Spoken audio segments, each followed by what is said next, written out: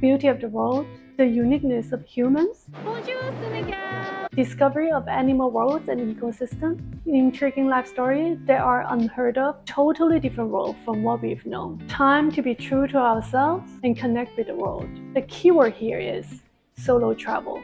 I was not born a traveler. I didn't grow up in a travel family. My parents never took me around when I was a kid. I didn't know what to expect when I first traveled alone. Along the way, I was stressed out, scared, or even bored. I learned how to travel solo by practicing it. But throughout these years, I've traveled 189 out of 193 countries. Mostly travel solo as one of the very few solo female travelers who is completing every single country in the world. I have to tell you that how much this has benefited me and changed my life. And you have to try if not yet. I wanted to share with you my solo travel tips to get you started and improve your solo travel experiences if you have already started. Make sure to watch the video until the very end. Don't miss a tip. Okay, number one, take your first step. No one was born to already know how to travel solo. Practice makes perfect. You have to take the first step to get your solo journey started and gaining your lifelong benefits. If you don't even start your first solo trip, you will be forever zero. Although I started travel earlier during my college time, I was traveling with my friend back then. My first solo trip was to Singapore and Malaysia. To be honest, I did not have positive experience during my first solo trip because I got sexual harassment in Malaysia as a solo female strolling on the street, and I did not know how to deal with it. You know, that was like more than 10 years ago. Maybe now it's like totally different. But that was my experience back then, with very little knowledge and experience how to deal with the whole situation. But I've learned from it. I learned that I was so naive. I learned that not the whole world is safe. Not everyone is trustworthy. I learned about the real face of human beings as well as the beauty of the world. If I did not start my first solo trip in Singapore and Malaysia back then, I would not have done 190 countries by now. Monterrey? This is Monterrey Park. I would not have known how much solo travel could change our life later on. Number two, safety first. Safety is the most important thing to us no matter what you do and where you go. Do read some news before you go to a new country or a new place. Sometimes they may have war or strikes. You never know. For example, I canceled my trip to Haiti twice due to kidnapping and bombing in US Embassy back then. So I just had to be quickly agile and adapt to the situation. Then I also canceled my trip to Sudan twice, and both times due to civil war, and right now the Sudan war is still ongoing. Some of the other practices that I also exercise is I always look at what's the sunset time in that new location because I make sure that I don't go out after sunset. I also check my flight landing times. If it's after sunset, I make sure that order a taxi in advance or ask the hotel to pick me up rather than just go in and randomly find cars in the airport because there are a lot of scam taxi at the airport. You never know where they're taking you to. And I've personally experienced that when I was early on my solo travel journey. So make sure always check the sunset time. Solo travel is empowering, but it's also so important to be vigilant and prioritize your well-being. Number three, stay healthy.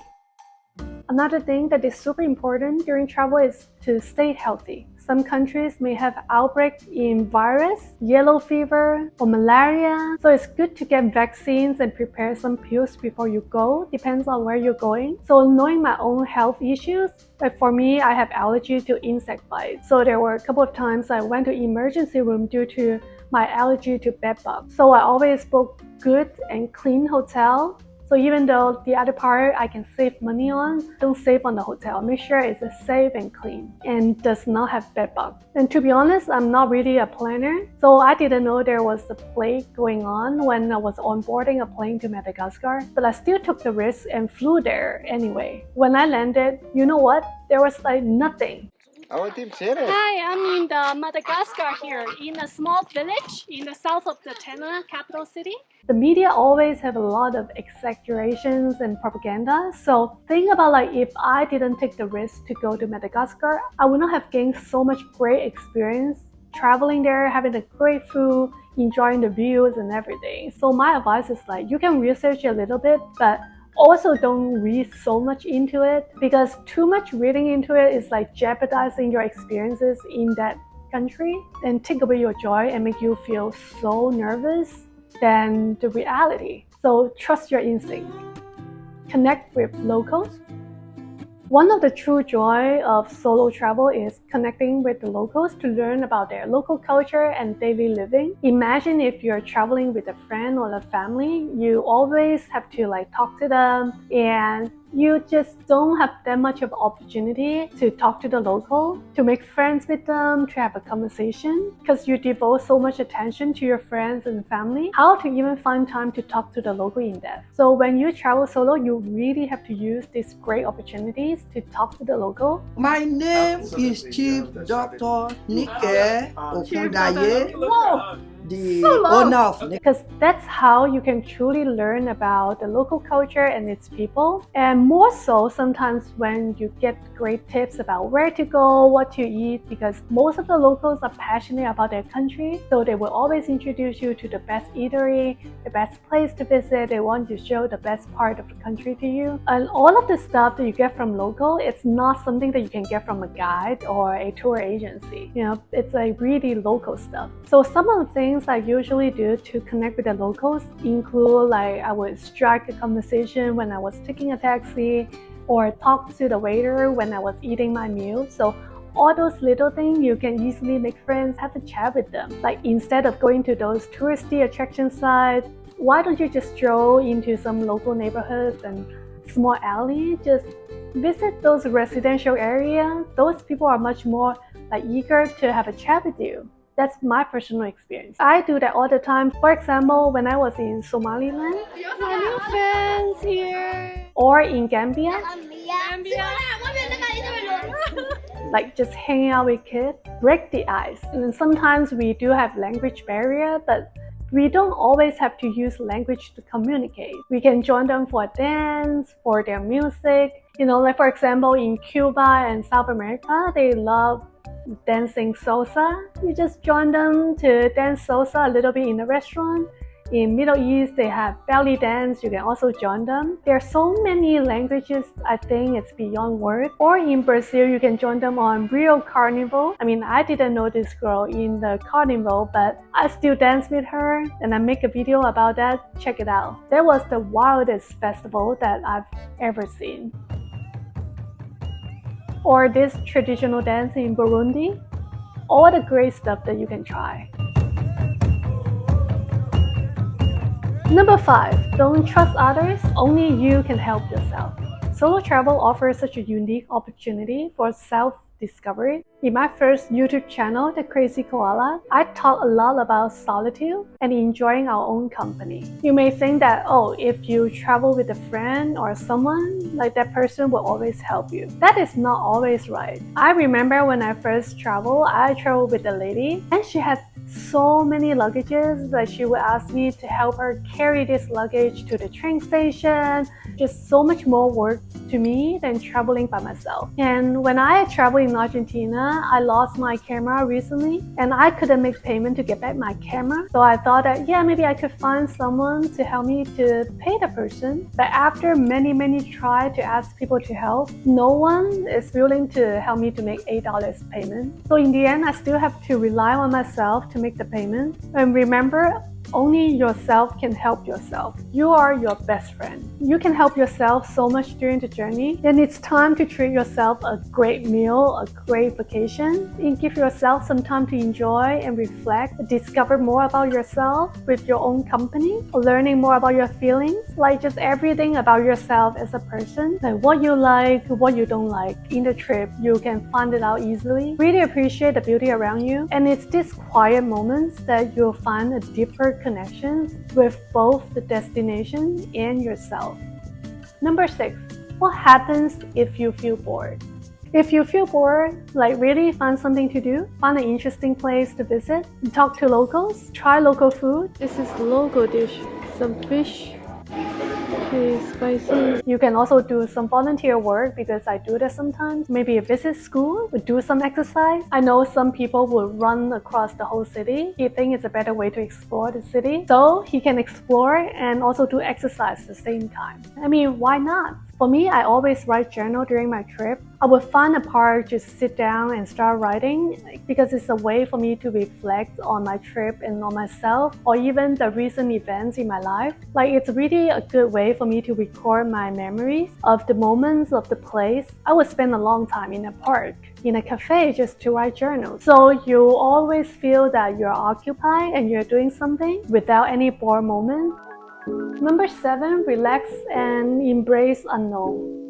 I think solo travel is not just about a physical journey, but it's also a mental one as well. Like embrace the unknown and step out of your comfort zone and really let the world surprise you. Remember, the best stories often come from unplanned moments. When I first started my solo travel, I planned till every hour. Like this hour do this, and this hour go to this restaurant, this hour take this bus. Like I normally don't miss my flight, but there was one time the traffic in New York City was so bad that I missed my flight. And that flight was to Cuba.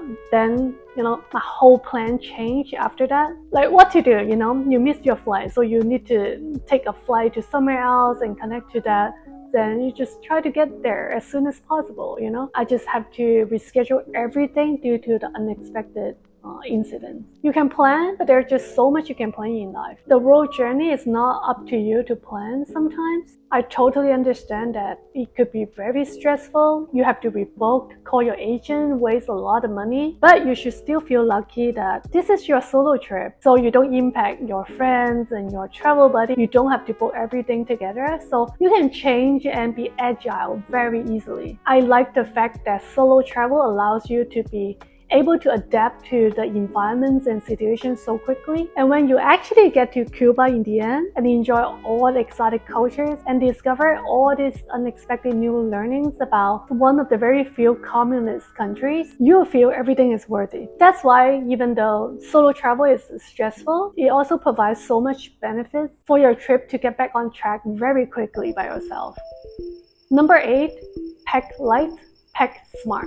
When it comes to solo travel, less is often more. I always carry on my luggage, never check in unless I have to. And I've done that for almost 190 countries. Like even if you're forced to, you can still negotiate with the agents at the airport. For me, I negotiate with them all the time. If they say, oh, this is over 7 kg, you have to check in, then I negotiate my way out. Find a way to negotiate with them. Don't have thinking that, oh, this is the rule you have to follow. That's not true.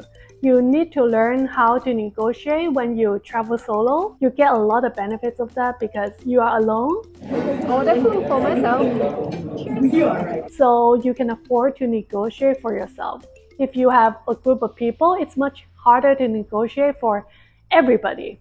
So now you can definitely negotiate for yourself and get the best out of it. And also not checking in your luggage just to make sure that necessities and clothing and everything you need when you arrive in the new countries. Because I personally lost my luggage when I went to Czech Republic. And there was like cold, raining and all of that. That was a really miserable time for me. And also choose versatile clothing. Like for example, I always wear the smallest tank top so that it doesn't occupy a large space in my luggage, so that I can put more stuff. And it's lighter so that my luggage would not be overweight. And I always choose shorts over long pants because jeans is so heavy. So I always choose the shorts over long pants because it's lighter. So I make sure it doesn't go overweight. So I make a video about minimalist packing in my first other YouTube channel. You may take a look at the link here if you're interested in more details, and leave some room for the treasure you want to bring back to your country. Along the way, I collect like magnets and some arts and crafts. So make sure that you have a little room in your luggage where you can still sneak in some of those souvenirs that you like to bring back. You may find other things you like. Maybe you like a jersey or a hat. So make sure to prepare some room. So solo travel is not just about destination or a trip, but a life journey with yourself. Embrace the unknown, connect with the world, discover yourself more. If you found these tips helpful, do give a thumb up and subscribe and share my video for more travel content, and make sure to hit the notification bell as well so that you know when I upload my new videos. And safe travels! So I always So I make a video on